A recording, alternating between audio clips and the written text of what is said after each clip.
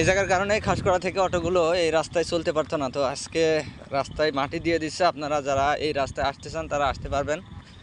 হ্যাঁ দর্শক, খাসকড়া থেকে সরোজগঞ্জগামী বিভিন্ন গাড়িগুলো বোয়ালের এই ব্রিজ সংস্করণের জন্য সাইডে যে রাস্তাটি করা হয়েছিল পানির কারণে এটি ভেঙে গিয়েছিল, যার কারণে খাসকড়া থেকে অটো সহ বিভিন্ন গাড়ি কুতুবপুর হয়ে আসা লাগছিল মামুজ্জমার ভিতর দিয়ে।